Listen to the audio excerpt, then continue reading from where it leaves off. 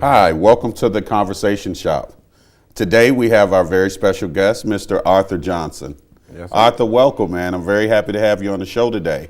Thank you. I'm excited about our topic, which is Black fatherhood. We're going to be discussing all the different aspects and the myths of African American men and fatherhood. And I think it's going to be a great show today. Arthur, let's start by telling my audience a little bit about yourself, who you are, and why you're passionate about having this conversation today. Well, my name is Arthur, and I got kids, little kids, big kids, grown kids. But, you know, it's important to have fathers in their life because growing up, it's rough out there, and kids need fathers, especially nowadays, the way these kids is. You gotta have somebody backbone. It's good to have mama too, but you got to have the daddy too. Yeah, and one of the main reasons I wanted to have this conversation on the show today is because, as I travel around and I talk to a lot of different people, I hear a lot of different myths about African American men, black men, men of color, and our desire to take care of our kids and being in our children's lives. And you and I both know that's a big myth in the life. So I want to talk about that. So we're just going to dive right in. So, let's start with you, and then I'll share a little bit with my audience about me growing up. Talk to me about, your father growing up, your life, your father in your life, lack of a father in your life, and how that determined how you were going to be a parent yourself.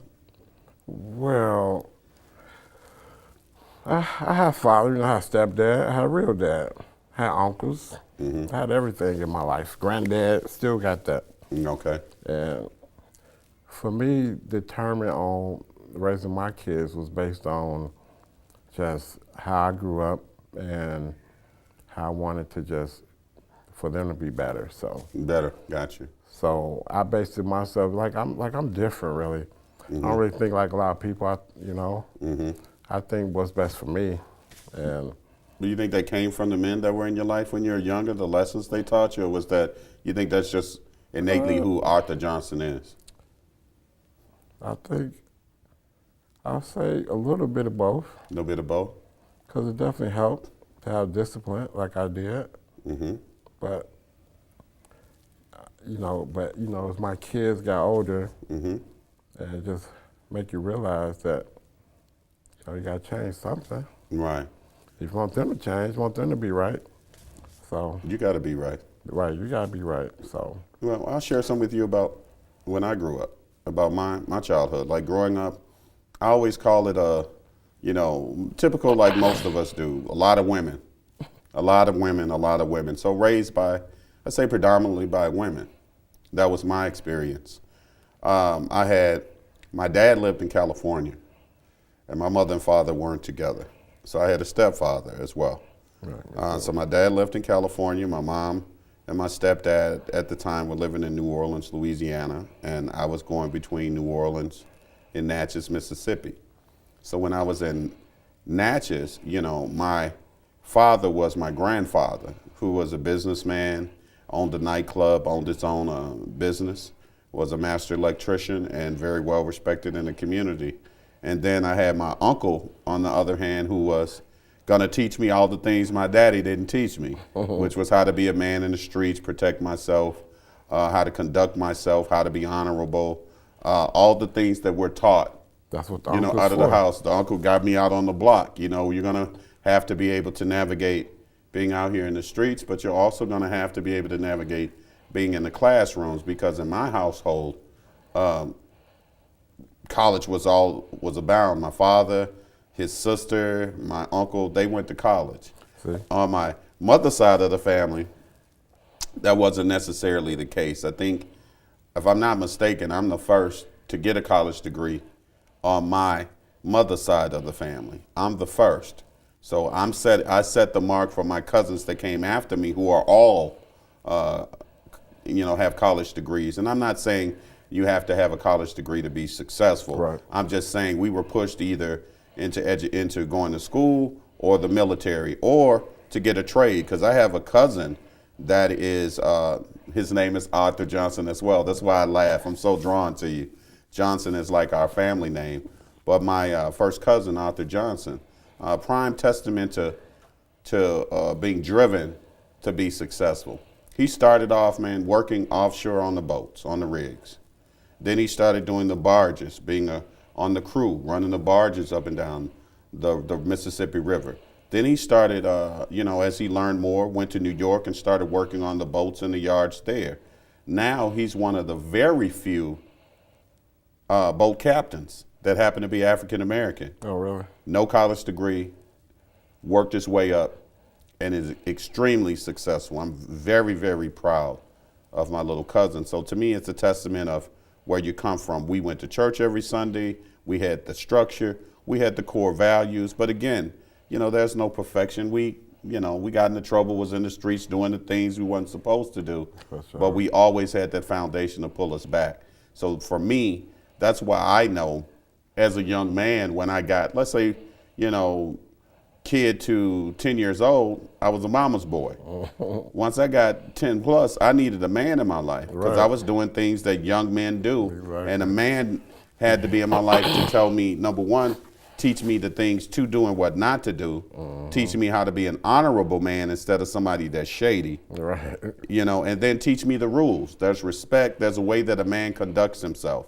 There's a way that a man moves in the community. There's a way that a man dresses. There's a way that a man talks. All of those things were instilled in me, not only by my grandfather and my uncle, but when my dad was around him as well. And my father, quite frankly, right now, even though I can't say I had him as a father, quote unquote, but he's one of my best friends in life now. So I'm sorry to get a little long-winded, but I wanted to share with the audience and you, where the desire for this kind of conversation came for me. So I want to give you an opportunity to comment as well. Well, for me, as you say, your uncle took you to the block. For me, that was my father tried to teach me that. He tried to say, hey, you need to go learn this and do this and make this like that. That was from my father. Mm-hmm. So that's why when I came up and raised my kids, I was different because, I wasn't trying to teach them how to run the block, I can tell you that. Right, but let's talk about it. Let's be real. Let's have this That's real what I'm telling conversation. you. That's Because what I'm my telling dad you. was trying to teach me how to tear up the block as That was well. my dad trying to teach me how to do it. Right. I want, you know what I mean?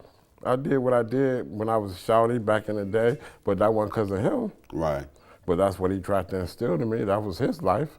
Yeah, The that way was he my wanted- stepdad with me. That's what he wanted to do. That was his life. Mm-hmm. And for me, that wasn't my life to be playing like that. No. Mm-hmm. And I will never install that in my kids to do. What my kids saw me every day do was get up and go to work. Right. That's what my kids see me do, and that's what they remember.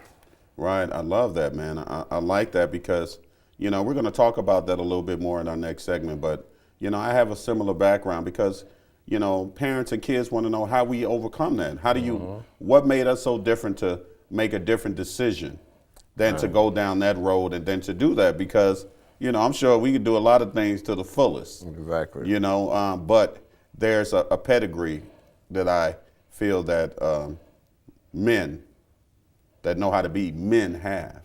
And I've always seen that in you from the time that I met you. From the time I met you, man, I see you with your wife, being a father, taking care of your kids, going to work, doing the things that you need All to the do. When I time. see you go out, you're out with your wife. You're out spending time with her. That's a real man. That's a father to me. That's the head of a household. So I salute you in that. But again, I'm going to let you comment real quick. After you comment, we're going to go into our break, and then we're going to come back. Okay. But go ahead. You can comment on this. Yeah, see, and then just when I raise my kids and when they see me go to work every day, it pays off because that's one thing they remember every day, all the time is about, when we was at the hospital, I did this. You're at the hospital, I did this. And now my daughter says she want to be a doctor, even though I'm not a doctor. Mm-hmm. But she been to the hospital with me plenty of times at work. She know I work at the hospital, which was on the loading dock. Right, but she's seen. But she's seen Doctor. me getting up, going to work at the hospital every day. Mm-hmm. Well, she's 14 now, and she's been saying since she was little that she want to be a doctor. Yes. So I'm hoping I can help her get on to this. And so far, so good. She's still saying it. So. Well, you did it with your walk.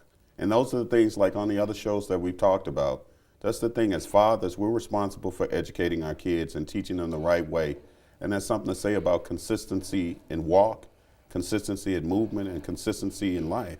Right. So you're validating the things that you're saying because she see you do them. She sees you emulate those things. Your son, in your walk every day, in how he sees you interact with his mother, how he sees you take care of the family, is teaching him how to be a man. You're teaching him how to be a father, how to take care of his family.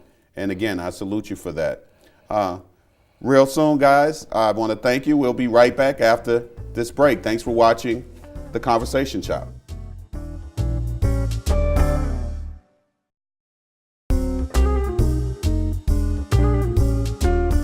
Welcome back to The Conversation Shop. I'm here with my guest, Mr. Arthur Johnson. We're talking about fatherhood and specifically black fatherhood, being an African-American father. And Arthur, we're going to jump right back into the conversation. So early on, we were talking about, things that shaped us and things that we learned when we were kids from father figures in our lives, people that had major influence on us that helps us to be better fathers, now. Right. But one of the things I wanted to talk about is overcoming adversity so we can help some other parents and some other young kids, that may be watching the show. So for instance, when I was growing up, I get, well, how did you look past that? Because I saw all the dollars, all the money that was coming through the door may not have been when I was younger from the right spaces. But I came from a mother who had me when she was 16, so she didn't know how to be an adult, and she made some mistakes, and she put herself in situations with stepfathers, those kinds of things that led us to different decisions that may not have been the standard decision or the decision that the status quo would make. Right. But as you know, being young people of color in the community, there's not a lot of roads that are available to us to be successful. And again, not making excuses, but during the 60s and 70s, during the 70s and 80s, I should say, those are some of the things we were navigating, and at the times we may not have made the right decisions, right? So I went through that. I saw those things. I went through the police raids in the house. I went through that when I was young, like freaking out, and seeing the police as a negative, and seeing, going to school with a backpack with $100,000 in my backpack because my stepdad told me to take it with me and bring it back. So I went through all of those things. So I saw the things that would entice you to choose something negative, right? To go, education ain't it, I'm doing this. Right. But I will tell you, for me, I remember when I told you earlier that my dad, aunts, uncles, they all went to college. So on my grandmother and my grandfather's side of the family, I always saw that. So I can tell you from ever since I was little, I never thought it was an option not to go to school. Right. I didn't even think I had to do what I needed to do to get through high school, to get to college. That was the plan. Right. And I was resolute in the plan. I was unwavering in the plan because I saw the value in the process, that education, getting through that, and getting the degree and getting out, taking care of myself. But at the same time, moving here in Madison, right, as a young adult, at 18, right, coming here and taking care of myself. Because when I moved here, my family was like, you're on your own if you go up there. Right. So you're going to have to figure it out. So when I came to Madison on my own. And I came to a city, to me, that celebrated education. It was a city full of educated people. Indeed. So it just built upon the foundation that I had. And again, that foundation was laid by my grandfather and the things that I saw growing up with my dad, my aunts, and my uncles going to school. I wasn't, the corner I saw, I'll be honest with you, I saw it for what it was. Now, I respected that, but I saw that as short money. I saw the education and the career and getting a trade as long money. And that's how it was explained to me by my grandfather. So that's how I overcame it. So when I looked at life, I didn't see that as a means to be successful, to be honest with you. I saw that as a means to be unsuccessful and to have everything that I worked for taken from me. So it was easy for me not to make that decision. And again, that foundation was laid by the father figure that was in my life, which was my grandfather, uh, my grandmother, who was a father and a mother, and my mom, who was a father and a mother as well. So I'll let you comment on that and share your experience as well. Yeah, buddy. See, times back then was rough. Yeah. But see, the thing is, what really made me change was like you say, I did my little dabble when I was younger. But once I had my first son, it was like, that's it. I'm gonna do what's right. Right. So I'm going to give me a job and raise them and do what I had to do. And I've been working at that same job for 17 years. Yes. And I never expected that to happen because, I didn't think I was going to ever work. I'm not even going to get no job. I'm just going to kick it and do what I'm doing. Right. But once I had my son, it made me say, no. You better go get you a job and do what's right. And that's what I did. I went to UW. First, I went to Kirby. Got hired at Kirby. That BS job.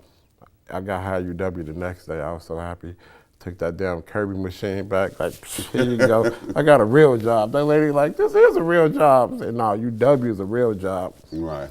So that was beautiful for me. But once I had my kid, it's like no more game for me. So that's what made me really forget about everything else. Once I had my kid, I was like focused on raising him and not getting in trouble so I can be here for him. Now let me ask you a question. I hear that and I respect that wholeheartedly, but again, I'm going to ask you, was that something that you feel was just innately in you, or did you learn that from, the powerful women that were in your life? Or see, not right. See, earlier you said from your grandfather, your father, all that, but grandma, without question, is the most powerful person in my life. Well, I call them mother fathers. Right. So when we talk about fatherhood and fathers, we're going to talk about the mother fathers in our life as well. Because my mother father was a grandmama too. Oh, for sure. Without mother father, it wasn't nothing going on. Right. She made sure everything was right. She made sure your ass was right. Right. She made sure your ass didn't smell. Make sure your ass smelled right. Right. So without grandma, none of that happened. Like everything I did after that, I thought about what would grandma say because I didn't want to hear that mouth. But you know what? You're talking about the core values. No, your grandmother laid, them whoopings we used to get. Boy, you're so bad. Get your bad, and I don't know what you're gonna do, right? But you remember those, right? Oh, for sure. You remember those lessons, because I know I remember those lessons, and those are the things that carried me forward, and those are the things that I teach my kids. And to be honest, people may not want to hear this, but you need more grandmothers like that now. Yes, you these do. kids so bad now. You need more grandmothers because I don't understand how some of these kids act the way they do. It's off the chain to me. Well, you know what? Let's talk about that. Since we dove right into that, I was moving us kind of, from our youth, learning how to be good fathers, and then coming into fatherhood and having our kids. But I'm glad we got into that, when you were 17 years old and you had your son, and that made you want to focus and do the right thing. But let's dive into fatherhood. You talked about school and these kids out here. That's some of the things in Madison that really jumps out to me and really bothers me because I feel personally that the buck starts with us first. With the parents, before exactly. the kids leave the house and go to the schools, what's happening in the home? So that's what I want you and I to talk about now. Fatherhood, parenting in the home. Right. Because as we talked about earlier, our kids seem to be disconnected. When they go to school, I'm getting the attitude that they don't think anybody in the school can tell them what to do or has any influence over them. And then outside of that, it seems like there's a disconnect. The teachers have things that they need to push them forward and for them to be successful with the education. And then they seem to be going to the schools, not vested in getting the education, just vested in being there. Just being there, thinking there for the show. But it ain't no show. The show is to get them grades up. Right. And for my kids, when my kids act up and the teacher called me, then okay, put me on that speed dial button. So every time she do what you just said, please call me. And once they call me enough. But what you're talking about is accountability and again, being a father. you're active. The schools know that you're engaged Yes, with your indeed. kids. Yep. Now let's talk about, that less than 1% of that people that look like us that are engaged in that way. Yeah, The majority of the parents that I'm seeing are not engaged in that way at all. No. They don't call the schools. They No, don't care what's they happening. don't. They seem, keyword seem, not to care what's going on at the schools True. with the kids until they get suspended, Until they get until suspended. something bad happens. Because let me tell you, I just went through this a couple months ago. My daughter, 8th grade right now, she go to Spring Harbor. It was boys messing with her, and boys messing with other girls. And she been saying it for a long time. And finally, I'm like, okay, let me call up here. So then the principal set up a meeting for the girls and all the boys who's involved. And we had this meeting, and we get to the meeting, all the parents not there. You got boys there, but you don't got no parent there with them. No fathers there with No the father mother. or mother. No father or mother. I'm there because my daughter there, so I'm there. See a couple other people I know from the past, and then we getting into it. But I can tell you, since they had that meeting, it's been good. There ain't been no more problems. But what was the purpose of the meeting? Because the boys kept messing with the girls, but then the girls say they keep messing with them, but then the boys go to their mom, oh no, the girls messing with us. There's a lot of back and forth. Right. But to kill it all, we brought them all together. And no parents were there. No, we was there. You were there. We was in our group, they was in their group. And then we all came together and point out, hey, what's the reason? Can't now get no good reason why it goes on. So we're like, if y'all ain't got no good reason, then won't y'all stop? Right. It stopped. So, Right, but how many African American fathers was at that meeting? Excuse me. It was you, right? it was I. Right, so you were the representative for black fathers. I was the so only for one. those boys, you were their father. I was the only black man there, yes, sir. And see, to me, when in our community, when we have kids and those students, those boys, right, that are trying to figure out what's the right way to act, for someone to teach them that doing it this way ain't the way to go. They need someone to tell them that they can look up to, that they can respect, that looks like them, right? But I can say this, it was only black, it was white too. No, I understand. But it still doesn't knock fatherhood. Right. Well, we're going to take a quick break, and then we'll be back and finish this conversation. We'll be back on The Conversation Shop.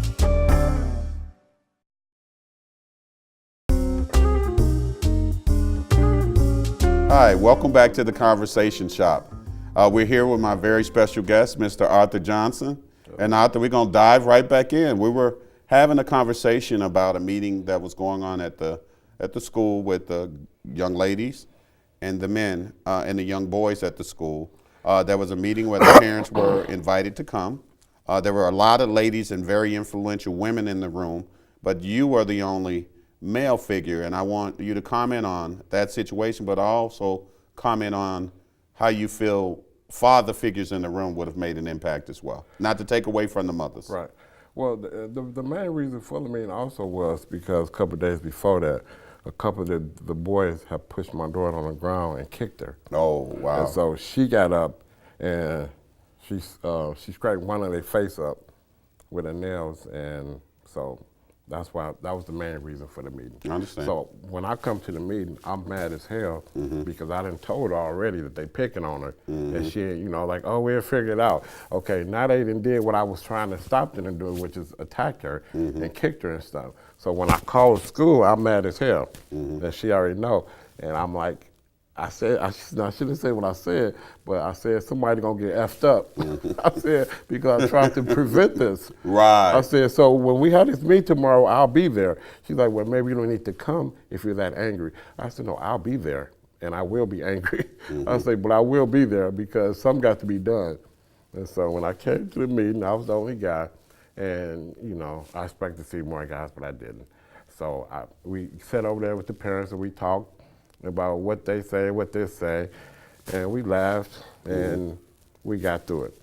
So we come over to the kids and hear the story of why, and then all of a sudden they all laughing and playing, so they get to it. So to me, like, if they talk it out, Right. like we did. Conflict resolution. Right, bring it to the forefront and work on it, it can happen. But Right. for them to go to school every day and have this person mess with him and you don't want to say nothing because you just like arguing with this person. Right. Or like one mother said, oh, they just like each other. Yeah, that could be. But you got to know when to stop. You can't throw them on the ground and kick them because now you done messed up. That's breaking the rules right there. Right. And we can't have that. Well, let's talk about that. You're talking about throwing on the ground, kicking. Yeah. That tells me it can't be too many men in the house if that's how you're treating you. Is that how your mom's being treated at home? Exactly. You know, so when your daughter's in your household, she's watching how you treat her mom, how you treat them, how you treat the kids, you know, so she gets an understanding of how a man should treat a woman. And then going to school, what that tells me is, suggests to me that some of the role models in the homes, you know, no knock to anybody, they either may not be there, they may either be bad role models, or, you know, they may be disconnected. But going back to it is for boys and young men, you know, it's very important for us to be that role model, for us to be the example, for them to show them how to walk. And then you talked about something earlier that I want to dive into a little bit. You know, as we're talking about being into the schools and being a father and a parent dealing with a student in the schools here in Madison, right? The schools tell us, you know, suggest that people that look like us are really not engaged, right? Yeah. Especially the fathers are not engaged. So I have a engaged father going to the schools, communicate the things they say we don't do, communicating, right? Yeah, got your number, communicating, going to the schools, you're engaged, right? Yeah. So you're doing all the things that you're asked to do, supposed to do, and probably going above and beyond on some stages. So you've done everything while letting the school know this is happening, this is going on with my daughter. They're supposed to be intervening in that situation to keep what happened to your daughter from happening. Exactly. So to keep her from getting assaulted because she was assaulted. Yeah. So the school probably didn't even address the fact that she was assaulted. That's what I said. So that's an issue. She was assaulted, right? I want them prosecuted. Right, and then when she gets up to defend herself, then she's in trouble because in her head, she's talked to her father. Her father has called the school. She knows everything that you've done to try to keep this from happening. Yeah. And now that this happened, she's being punished as if she's equally as guilty or equally as engaged in the situation as the boy was. That's exactly what when happened. The school should have pulled him to the side and addressed the situation immediately. Yeah.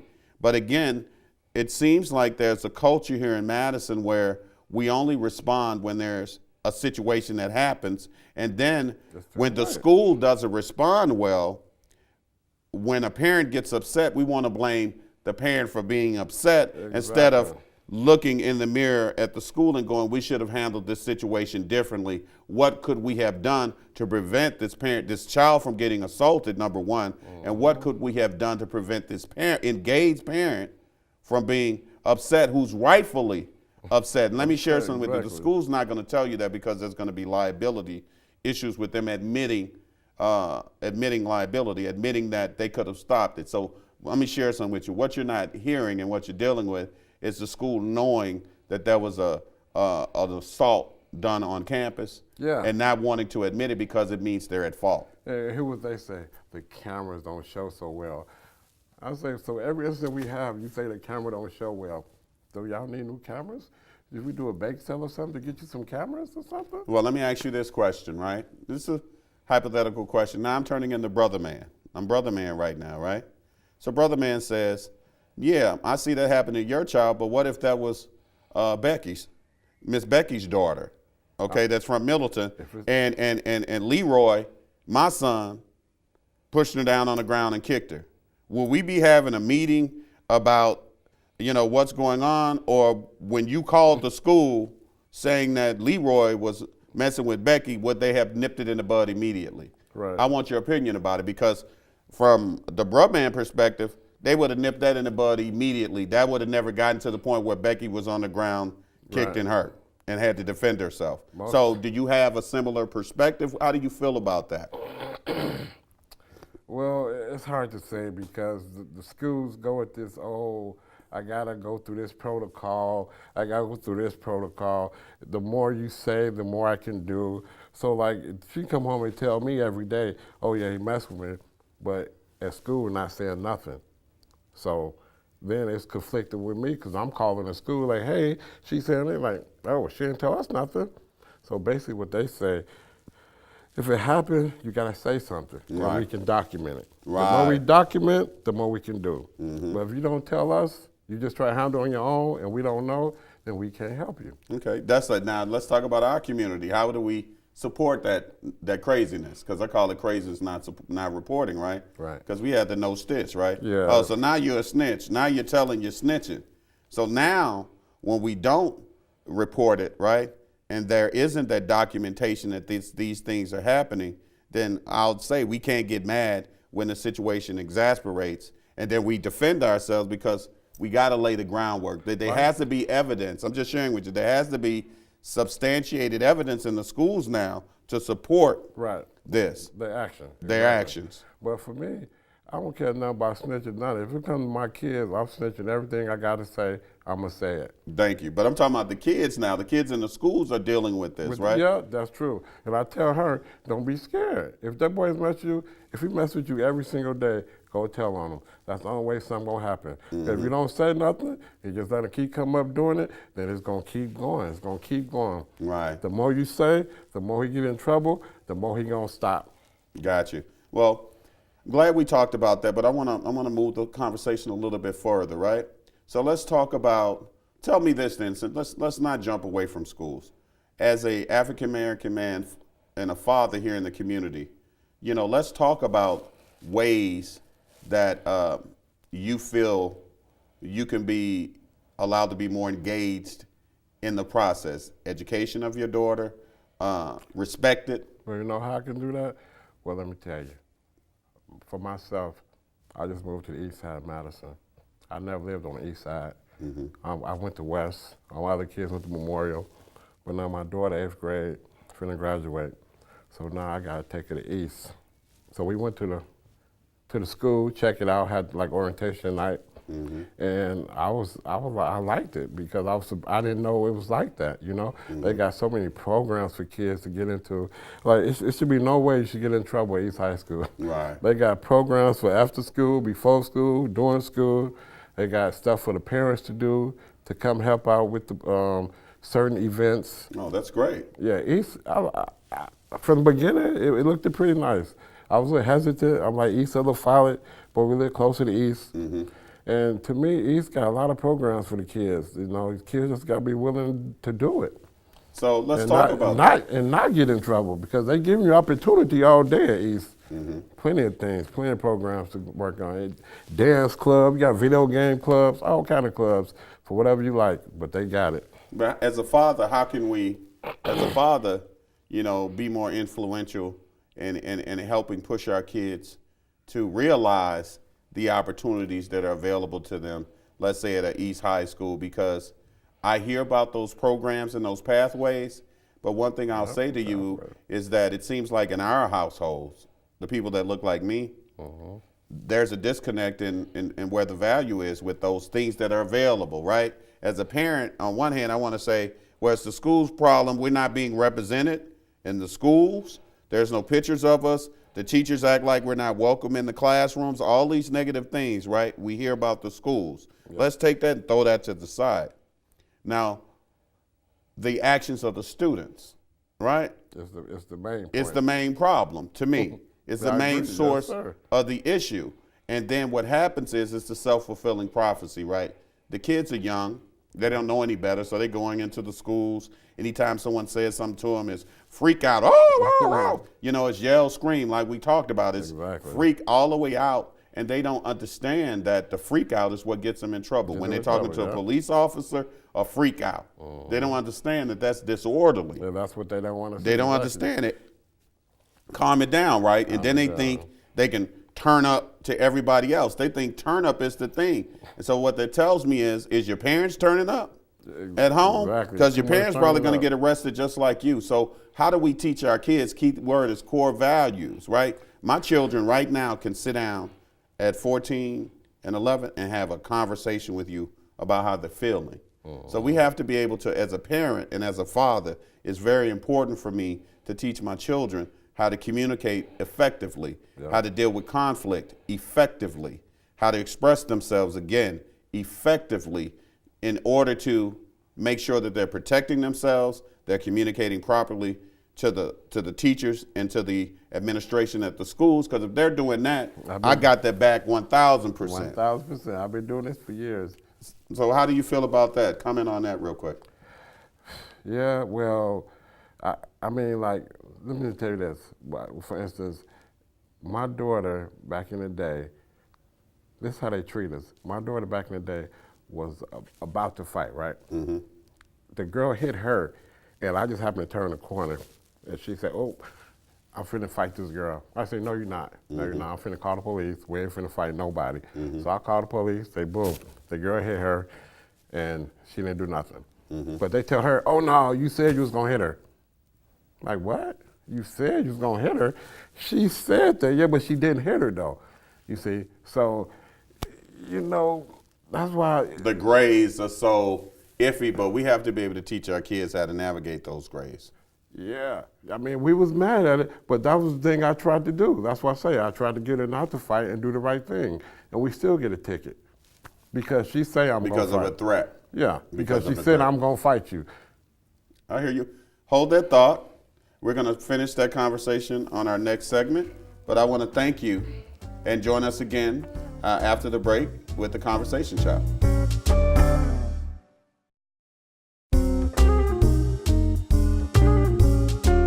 Hi, welcome back to the Conversation Shop. I'm here with my very special guest, Mr. Arthur Johnson. And Arthur, we're going to dive right back into our conversation, talking about fatherhood, but we were talking about, parenting in the Madison schools and some of the things that the students and parents experience in those situations. But I want to change the topic a little bit to kind of bring us back to focus on, Black fatherhood and parenting. And I wanted your opinion about a couple of things, and I'll start by just sharing mine. Mm-hmm. A couple of things I wanted to talk about very briefly was, to get your opinion on, just raising kids. What do you think? What are those core values that you think are important to instill in our kids and instill in our community? I think those core values should be, integrity, honesty, hard work, and preparing the way for those that come behind us. That's how I was raised growing up in the South, that I have a responsibility to every person that looks like me that comes behind. So I had to prepare the way.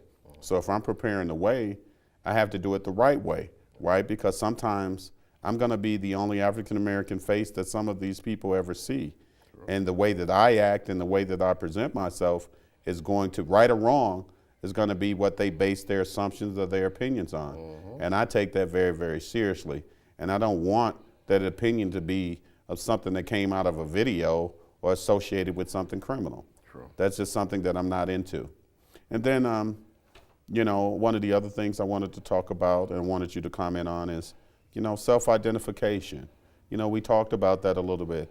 You being an African-American father and having an African-American wife, how do you teach your kids, about diversity and how to interact with people that don't look like them? But also with me knowing you and knowing that you have some family members that are biracial or multi-ethnic, how do you navigate or help advise your nieces and nephews that are biracial in terms of who do they identify with? Do they identify themselves as black? Do they identify themselves as biracial? Do they identify themselves as white or whatever the other combination would be? Right. As a parent myself, I have biracial children. But I come from the States, all of us are not 100% anything. Mm-hmm. But we have two responsibilities, or my responsibility to my children are this. To prepare their way is to prepare them on how society is going to view them and how they have to navigate the world outside of our doors. Yeah. So in my preparation of that, I teach my children that they're going to be seen in the world as black men and black women, and they have to be able to navigate the world through that lens. Yes, sir. Now, the other responsibility that I have to my children is to teach them about everything that makes them who they are and to be proud of that. Because at no time do I want my children ever to look down upon, feel bad about or think there's something negative about who their mother is, who their grandparents are, the grandfathers and aunts and uncles that love them just as much as the other side of their family are. So you don't have to deny who you are. So I teach my children to be proud of everything that makes them who they are. But in society, as they leave those doors, they have to be able to navigate the world as people of color. And number one, to be resolute in it, to be firm in who they are, because my children know who they are. So how do we help children figure out who they are? It comes from the parents. We have to help them, right? So help them with that self-identification and actualization so they know who they are. So when they communicate to the teachers, when they communicate to their friends, they can have a conversation about who they are. They can have a conversation about their mother, their stepdad, their siblings at home, but also have a conversation about everything that makes them who they are. And my children are growing up in Marshfield, Wisconsin, so they're navigating being minorities in a larger context, but my kid's stepfather's white. So the household that they live in, their mother's white. So they're living in this household, so my kids are navigating a dichotomy that's very, very different from most. And they are resolute and firm in who they are as people of color. And we're a testament to it working. It works. It works when you have open communication and you explain things to your children. That's what I do. And I take being a father extremely seriously, right? So as my kids come to Madison and they're interacting with a lot of minority kids and, you know, people that look like us, because my kids want to be engaged with kids that look like them. Right? But some of the things that they share with me, you know, as a father, our dad in Marshfield, it's a competition to be smart for everybody. Nobody wants to be the knucklehead, right? So Marshfield or Marshall? Marshfield, Wisconsin. Marshfield, okay. up by Stevens Point. Okay. So everybody in the community is thriving to push forward, to excel. And then I come back here in Madison, my kids come here and they go, Dad, I talk to kids here and they don't seem like they really care about school.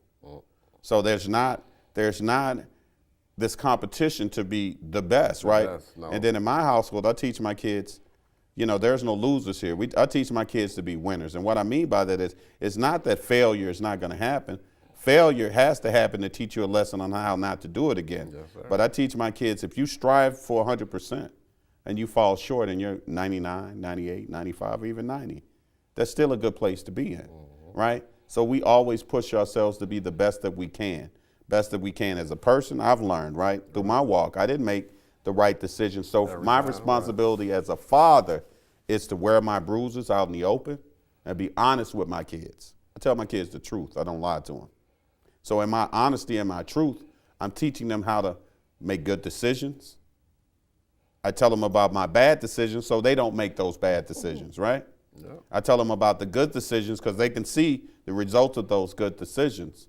And all I can do is hope that in my honesty as a father, in the honesty as the love that I have for them, and being engaged in their lives, that I can teach them to be better men and be better women with the help of all the great things that their mother's doing. So we're not leaving out mother fathers, but this conversation isn't about mother fathers. This conversation is about fathers. And before I let you talk, I want to say this to my audience and say it firmly. Black men have always been engaged in the lives of their children, but in a non-traditional way. Now, in our families, did we have, you know, marriages? Yeah, there's a lot of married families, but there's a lot of families where from the outside, it seems like it's a single family home, but that father lives someplace else. That father comes and takes those kids to school every day. That father gives that mother money. It may not be what we think a child support under the traditional standpoints, but he does what he can to help put food in those children's mouths. He comes into those homes. If those kids needs to be disciplined, that mother's saying, don't let me call your dad because I'm going to have your dad over here. And then there's times where the kids are able to go to that father's grandmother's house, the grandfather's house, who does the things that father isn't doing. That father comes around and is still engaged. The reason I tell that story is because there's no perfect rule book to this. There's no perfect, fairy tale story. There's families and there are situations where we're functioning as complete families, but in a non-traditional way. And I wanted this show for you as an example, and for me to be an example to the audience and be an example to the community, as our fathers are very engaged. We love our children. We have very solid core values, and we're striving to make an impact in our kids' lives, but also in other kids' lives as a father figure in a positive way here in Madison. And I believe that, refocusing on the responsibilities of fatherhood and standing on that is what's going to push us forward here in Madison. So I wanted to share my story, and I want you to do the same for us. Tell me how you feel, and kind of bring it all together for me in the same way that I did. Yeah, well, the way I teach my kids is pretty much, like you say, I don't lie to my kids either. And, I show them respect for what they want and what they feel, and I let them voice their opinion for what they want, what they feel. And I just try to show them how I am and lead the right way. And that's, try not to let them get in trouble. Try to teach them the best way, especially my daughter who in 8th grade. Because at first she was a real hothead of trying to retaliate, get in trouble, but I had to show her, you don't do it like that. You can't always retaliate by hitting people back. You got to talk it out, or you got to go tell the principal, you got to do something besides swinging back. Right. So I was trying to get out of that. And it took a while to get out of that, but she's there now. Mm-hmm. Now she don't really get into much conflict. And the best part about it too is she's so, they always say, oh, she's so nice. She helped everybody out. She got one little friend who's a little, how you call it? Special needs? Special needs, yes, got a special needs friend. And they say that she's the only person in the school who talks to her and helps her. Oh, wow. Yeah, so. But that's a testament to your daughter's heart condition, what you taught her. Her, yeah. And they love her for that. And they always tell me, oh, she helped her. And the girl name is Abby or something. Mm-hmm. But she helps Abby all the time. And she's the only one. And I got to see Abby last week. I went to pick up early, and the little girl came in, and she's like, hey, you going home? She's like, this is my friend Abby. And that's my first time seeing her, but I heard about her so much. Mm-hmm. He gave her a hug, and she's like, go back to class now, Abby. Because at first, Abby wanted to be standing there. Right. And my daughter said, go back to class now. I gave her a hug, and she said, okay, went back to class. And I say, see, that's why I love her. Yes. I said, see? So I try to teach her to be nice to people, unless they're not nice to you, then try not to avoid them. Mm-hmm. Try not to talk to them people. Right. Just because they mean don't mean you got to be mean. Mm-hmm. Look for other ways to get around it. And she tried really hard. Mm-hmm. But like I said, that school, Toki, it was rough. Now let's talk about that. Tell me about that. Oh my, Toki was the worst school ever. And tell me how you navigate, tell me why it was the worst, and tell me how you navigated that as a engaged father. Why it was the worst? Because, for instance, at Toki, it'd be a group of girls, and they was some of these girls have been suspended 6 or 7 times already. Why are they still at the school? That's my question.